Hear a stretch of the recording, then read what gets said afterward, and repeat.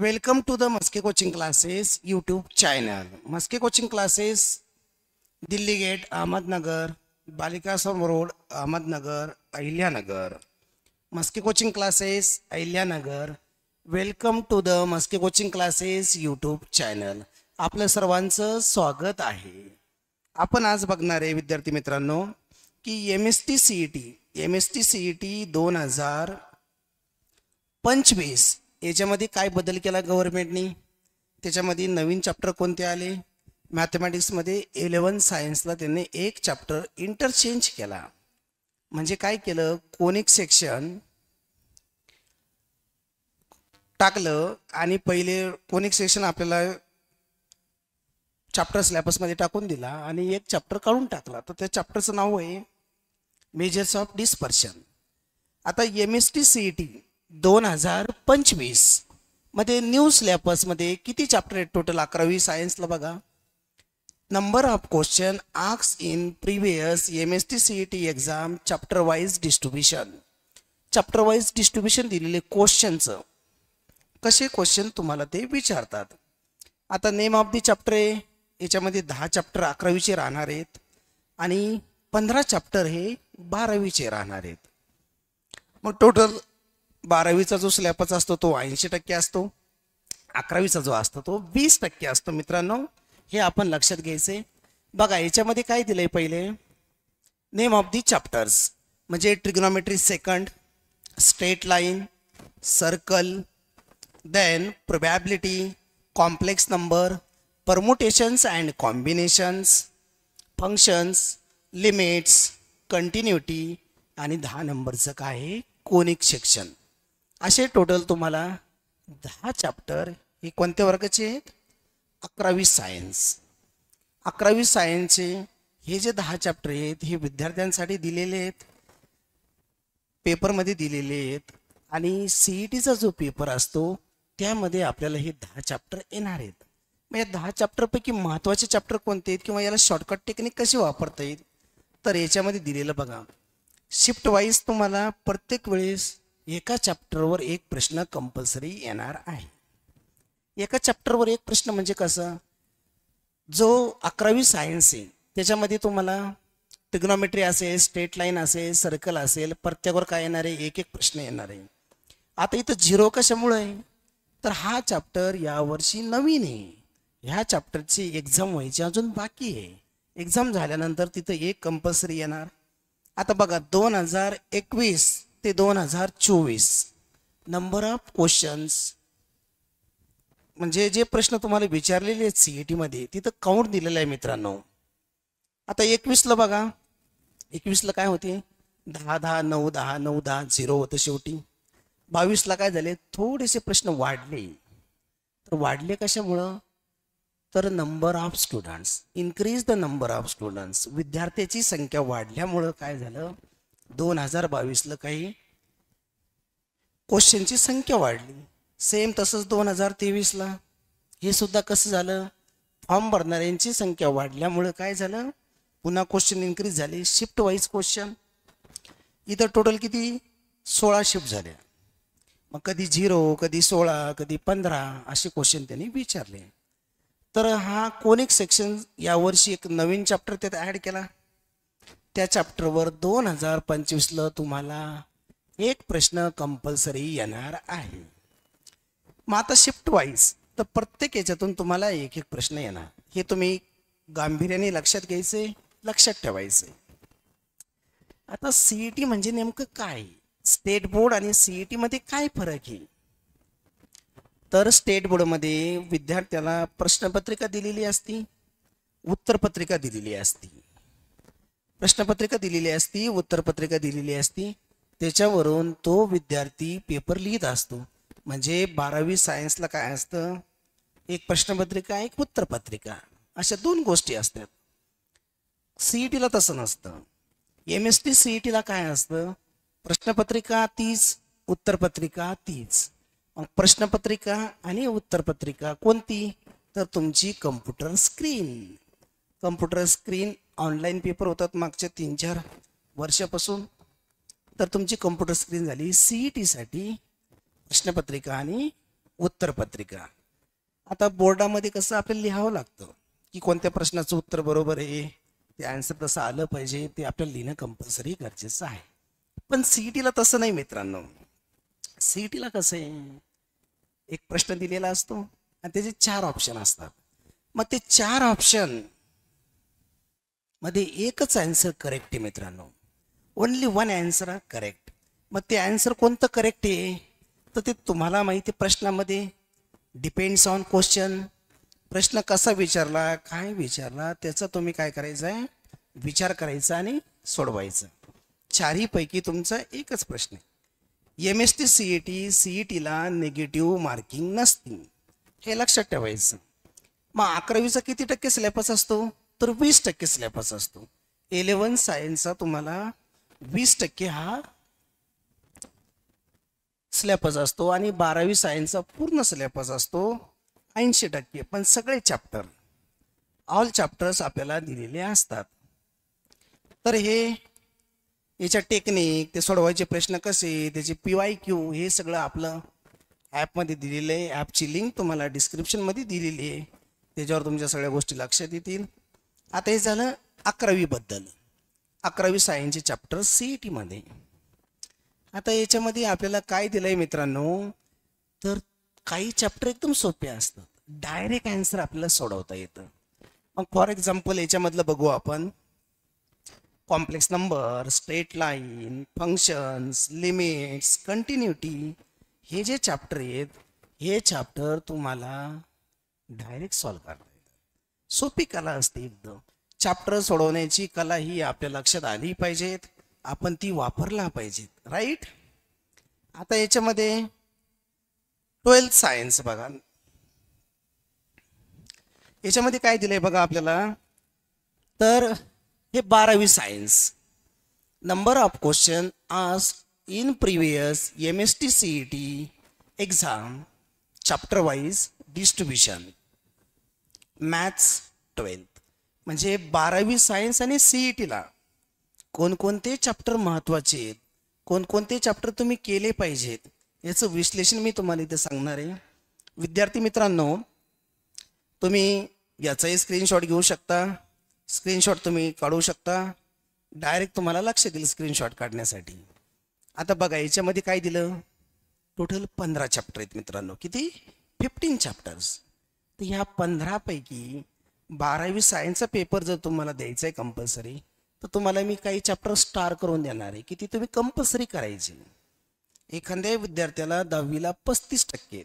35% का, तर 35%वाला हा शेवटचा विद्यार्थी असतो, लास्ट. आणि तोच पुढे चालून कधीतरी अधिकारी बनतो, CM बनतो, PM बनतो. त्यानुसारच आपल्याला हे लक्षात ठेवायचे. याच्यामध्ये काय दिले बघा, 2021, 22, 23, 24 आणि शिफ्ट वाईज, म्हणजे एका शिफ्टला. आता कोणकोणते चॅप्टर स्टार्ट करायचे मित्रांनो ते बघा. पहिला मॅथमॅटिकल लॉजिक, एकदम स्टार करून ठेवायचा, त्याला आपण 4 स्टार देऊ. खूप महत्त्वाचा चॅप्टर आहे, सगळ्यांसाठी येईल असा मॅथमॅटिकल लॉजिक. नंतर मॅट्रायसेस सेम, हा 12वी सायन्स आणि CET साठी खूप महत्त्वाचा चॅप्टर आहे, याचे तुम्हाला मार्क पडतात म्हणजे पडतातच. नंतर हे pair of straight line, pair of straight line. Then vector, पण वेक्टरच्या शेवटच्या 3 एक्झरसाइज. वेक्टरमध्ये काय, लास्ट 3 एक्झरसाइज 5.3, 5.4, 5. मग हा किती स्टार आहे फक्त, याला डबल स्टार. म्हणजेच काय की शेवटच्या 3 exercise, last 3 exercise is very important. 12वी सायन्स आणि CET, 12वी सायन्स अँड CET मित्रांनो. आणि देन 7 नंबरचा चॅप्टर जो आहे LPP, हा सुद्धा खूप महत्त्वाचा आहे. याची शेवटची 1 एक्झरसाइज केली तरी भरपूर झालं 12वी सायन्ससाठी. आणि CET साठी तर हे प्रत्येक चॅप्टर तुम्हाला करण्याचे, पण महत्त्वाचे कोणते तर हे मी तुम्हाला टिक मार्क करून देतो. 5 सेकंडमध्ये बघा. Applications of definite integration. Applications of definite integration ज्याला 4 स्टार केले का नाही ते एकदम महत्त्वाचे आहेत, सोप्या पद्धतीचे आहेत, ते तुम्हाला लक्षात आलं पाहिजेत, सोडवता आलं पाहिजेत. आणि दॅन हिअर इज, बघा लक्ष द्या मित्रांनो इकडं बघा, पहिलं चॅप्टर मॅथमॅटिकल लॉजिक करायचं आहे तुम्हाला चांगला एकदम. मॅट्रायसेस करायचा आहे, पेअर ऑफ स्ट्रेट लाईन, वेक्टरचे शेवटच्या 3 एक्सरसाइज, लिनियर प्रोग्रॅमिंग प्रॉब्लेम, नंतर applications of definite integration, applications of definite integration, then probability distribution and binomial distribution. Probability distribution and binomial distribution. तुम्ही याचा स्क्रीनशॉट घेऊ शकता.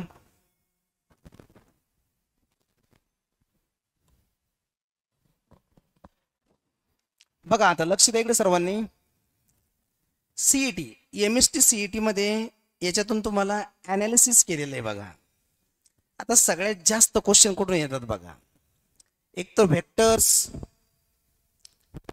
नंतर line and plane, mathematical logic, matrices. आता shift wise बघा, shift wise mathematical लॉजिकला 2 प्रश्न विचारले 2024ला. शिफ्ट, एका शिफ्टचा क्वेश्चन सांगतो. मॅट्रायसिसवर 2 विचारले, ट्रिग्नॉमेट्रिक फंक्शनवर 4 विचारले, पेअर ऑफ स्ट्रेट लाईनवर 2 विचारले, line and plane 4, linear programming problem 1, differentiation 3, indefinite integration 4, definite integration किती विचारले, 4 प्रश्न विचारले. ॲप्लिकेशन्स ऑफ डेफिनाईट इंटिग्रेशन त्याच्यावर एकच प्रश्न असतो फिक्स, तो एक येतो म्हणजे येतोच. डिफरन्शियल इक्वेशनवर 3, प्रोबॅबिलिटी डिस्ट्रीब्युशनवर 2 आणि बायनॉमियल डिस्ट्रीब्युशनवर कधी 0 कधी 1 कंपल्सरी येतं. एखाद्या वेळेस ते 11वीचं किंवा 12वीच्या याच्यात कोणत्या तरी याला ते 0 करतं, सारखी क्वेश्चन येत नाही. पण याच्यावर एक फिक्स असतो, कधीतरी 0 येतो, कधीतरी काय येतो 0 येतो, नाहीतर याच्यावर तुम्हाला एक प्रश्न हा फिक्स असतो, एक प्रश्न ते विचारतात. मग आता 21ला बघा विश्लेषण, 20, 22, 23, 32 प्रश्नांची संख्या वाढत गेली. तर प्रश्नांची संख्या का वाढत गेली मित्रांनो, तर एमएसटी सीईटीचा फॉर्म भरणाऱ्यांची संख्या वाढली. 21ला कमी शिफ्ट झाल्या, 22ला त्याच्यापेक्षा, 23ला आता 24. 2024ला टोटल किती शिफ्ट झाल्या, 16 शिफ्ट झाल्या, 16 शिफ्ट झाल्या. टोटल किती आल्या 16, म्हणजे 16 शिफ्ट झाल्या. मग विद्यार्थी मित्रांनो याच्यामध्ये जे स्टार केलेले चॅप्टर आहेत एकदम महत्त्वाचे, स्टार केलेले चॅप्टर अति महत्त्वाचे. सीईटी साठी त्यातून तुम्हाला प्रश्न येणार म्हणजे येणार, आणि प्रश्न हा आलाच पाहिजे, सॉल्व करता आला पाहिजेत, लिहिता आलं पाहिजेत, लोकांना सांगता आलं पाहिजेत काय काय नाही. तर काही मित्रांनो काही जे चॅप्टर आहेत ते तुम्हाला कंपल्सरी करणार, पण हे एक्झाम्पल, हे चॅप्टर जे दिलेत तुम्हाला ते शेवटच्या विद्यार्थ्याला सुद्धा येतील, इतके सोपे चॅप्टर आहेत. कोणकोणते, mathematical logic, matrices, pair of straight line, वेक्टरचा last 3 exercise, linear programming problem LPP, applications of definite integration, probability distribution आणि बायनॉमियल डिस्ट्रीब्युशन. हे चॅप्टर तुम्ही सीईटीला चांगले करायचे, परफेक्ट. मग स्टार केलेल्या विद्यार्थ्यांनी काय करायचं, जे स्टार केलेले चॅप्टर आहेत ते सर्व आपल्याला बेसिक पासून तयारी त्याची करायची. म्हणजे ज्या विद्यार्थ्याला 35% जरी असतील तरी सुद्धा तो विद्यार्थी हे सॉल्व करू शकतो, लिहू शकतो, त्याच्या ते लक्षात येऊ शकतं पटकन आपण कसे सॉल्व करायचे. तर अशा प्रकारे हे 15 चॅप्टर आहेत, स्टार केले ते महत्त्वाचे आहेत, हे आपण लक्षात घ्यायचे, ते आपल्या लक्षात आलं पाहिजेत. नेक्स्ट बघा, लक्ष द्या आता सर्वांनी. एमएसटी सीईटी 2025 हा एक न्यू सिलेबस. टोटल चॅप्टर आहेत 25, 15 12वी सायन्स आणि 10 11वी सायन्स. ओके मित्रांनो लक्ष द्या. एमएसटी सीईटी 2025 क्रॅश कोर्सेस मग क्रॅश कोर्सेस काय काय येतं? CET, नीट, JEE हा क्रॅश कोर्स आपण आपल्या मस्के कोचिंग क्लासेसमध्ये ऑनलाईन आणि ऑफलाईन दोन्ही पद्धतीने रन करतो. ऑफलाईनमध्ये काय आहे, विद्यार्थ्याला फेस टू फेस कॉन्टॅक्ट होतो आणि ऑनलाईन आपलं जे ॲप आहे, ॲपची लिंक दिलेली आहे. मस्के कोचिंग क्लासेस नावाचं आपलं ॲप आहे, त्या ॲपमध्ये डिस्क्रिप्शनमध्ये तुम्हाला लिंक दिलेली आहे. MST CET 2025 crash course CET NEET and JEE, CET NEET and JEE. आता बॅचेस मित्रांनो, बॅचेस बघा, याचे बॅचेस असते आपल्या कोचिंग क्लासेसमध्ये, ऑफलाईन बॅचेस आणि ऑनलाईन बॅचेस. बॅचेसमध्ये काय काय बघा, PCB batch separate, PCM batch separate, PCMB batch separate, नीटची बॅच सेपरेट आणि JEEची बॅच सेपरेट. या सगळ्याच्या सगळ्या बॅचेस सेपरेट असतात. तुम्ही पहिले कुठेही जाण्या अगोदर आपल्याला खात्री करून घ्यायची, मस्के कोचिंग क्लासेसमध्ये ह्या सगळ्या बॅचेस CETच्या बॅचेस सेपरेट होतात, ऑफलाईन आणि online. PCB, PCM, PCMB, NEET and JEE या प्रत्येक बॅचेस सेपरेट असतात. प्रत्येक विषयाला डबल शिक्षक आहे. फिजिक्सला डबल शिक्षक, केमिस्ट्रीला, मॅथ्सला, बायोलॉजी म्हणजे बॉटनी, झूलॉजी, म्हणजे चारीच्या चारी विषय आपण एकाच ठिकाणी घेतो. मग चारीच्या चारी विषय आपण एकाच ठिकाणी घेतल्यानंतर काय होतं मित्रांनो, विद्यार्थ्यांना वेळेची बचत होते. आणि आपल्या जो बॅचेस असतात तर बॅचेसचा टायमिंग असतो सकाळी 8 ते इव्हिनिंग 4 वाजेपर्यंत याचा टायमिंग असतो, बॅचेस टायमिंग. त्यामध्ये शेड्यूल तुम्हाला देण्यात येईल. ओके, थँक्स मित्रांनो, धन्यवाद, बाय बाय.